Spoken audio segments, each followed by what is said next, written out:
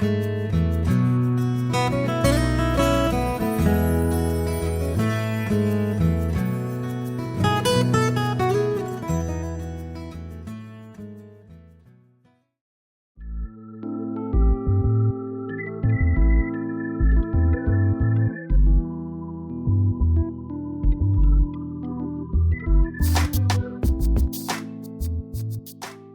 now joined by Erik Talkin, Executive Director of the Food Bank for Santa Barbara County. Erik, thanks so much for joining us today. Thank you, Catherine. I know that you're going to talk a little bit about a session called The Future of Social Problem Solving. I'm hoping you can tell me a little bit about what the specific topic was about and who the speaker was. Very much so.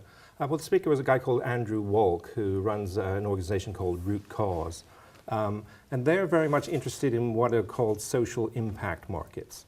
So when we were having the conversation, it began by looking at saying, what is going on? Are nonprofits actually able to move the needle on the issues that they're dealing with? We're spending trillions and trillions every year. 115 nonprofit organizations open every day. It seems like 100 of them open in Santa Barbara, but perhaps not. And areas like obesity is rocketing up, which is of concern to the food bank. Poverty is on the rise by 18% in the last couple of years. So the needle's not being moved on these key issues. So it's like, what can we do to change the conversation and make things actually happen? So what were the primary takeaways you had from this particular session? Well, basically, it talks about social impact markets. So there are three types of market that we're familiar with. One is a standard capital market where innovation and performance are rewarded in that you come up with an idea, you get more seed money and investment, and the bad ideas get winnowed out, and then the good performers are rewarded, and then you're able to put more money back into innovation. But then when you look at the social market of what we do in nonprofit organizations, that kind of circle, whether it's virtuous or not, does not really work. Because I could be doing a very mediocre job with my programs, yet I could have a sterling development department and be pulling in the bucks and opening more programs. So there's a kind of a break there.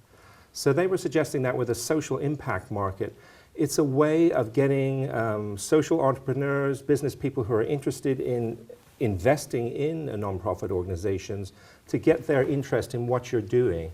And what they're looking for are people who are actually able to do what they say they're going to do. So they can prove their performance, they can prove that their innovations can be scalable. They can go out to other nonprofits and they can do the same thing and make a successful idea work.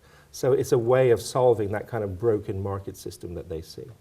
And how will you be using this yourself with the food bank? There are two kind of key things that we're going to use. First of all, performance evaluation. Obviously it's always been of concern to foundations and ourselves, but actually it's very hard to prove what is the end result of what you do. So we can have so many people who come to a food distribution and they get fed that day. Great. But what happens? What is the change in society as a result of that? So as a result of us going to this presentation, we're actually going to be applying for a grant from the Santa Barbara Foundation, one of their mini grants, to put together a much more detailed performance evaluation. We actually have a model that we're going to use.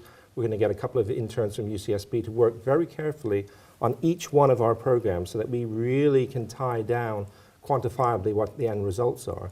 So that if we as a food bank went to social entrepreneurs, we could say, look, we are guaranteeing this result with this investment. And also we're creating programs that we feel are scalable. They can go out and be used by other people, and that's going to make their investment so much more attractive to them. So this is an organizational commitment that you have for how you'll be assessing kind of the strength of all of your programs and how they're best established to support your ideal clientele. Exactly. I mean, we're lucky as the food bank that we have a network of people to work with already. We have 260 agencies that are members of the food bank. So we're already swapping programs, best practice, and this just gives us a chance to really go out to other people, perhaps statewide and nationally, and say, we have this network, let us develop ideas and we'll pass them out through the network, but then also out through the network of other food banks around the country. What are some other suggestions that you have, either for your own coworkers or other nonprofit professionals, on how they could use these lessons? Well, a lot of other kind of secondary lessons came out. They were really stressing the need for new leadership where innovation and valued performance is rewarded. So that's the kind of the key thing. and that we need to focus on building more sustainable organizations so that the organization is not dependent on the largesse of a particular group of donors or a foundation, that they have that sustainability built into the core of the actual organization. And then the other key lesson is really adaptive learning, in terms of you have to, month by month, be aware of the environment around you, to just step back and look and see that things have changed and that you have to change as a result of that, or else you're going to be stuck. I think that's a really particularly important lesson right now, especially with where the economy has been. And there's such a challenge in really taking the time and the opportunity to step back and look bigger picture. Any final lessons that you'd like to share with our audience today? Just that information is really key, that you need to be gathering more and more information. Sometimes it's a pain with our social programs that we do to bug people for information, but we can use that information not just ourselves, but if we share it in more of an open source way, we can do some amazing things with that shared information. Great. Erik, thanks so much for being here today and sharing your lessons with me as well as with the larger community here in Santa Barbara. Thank you, Catherine. Thanks for being here today to hear lessons from the Stanford Nonprofit Management Institute. You've been able to hear from some lessons from 6 of our nonprofit leaders. As Ron mentioned to you earlier, the Santa Barbara Foundation and the Orfalea Foundations were able to sponsor 18 participants in attending the conference. Every one of those leaders is committed not only to applying the lessons to their own organizations, but also to applying them to our community as a whole. How fortunate we are that we have such a dedicated leadership and nonprofit sector here in Santa Barbara County. I hope perhaps you've learned some lessons that you can also apply to your own work and to any nonprofits that you may be associated with.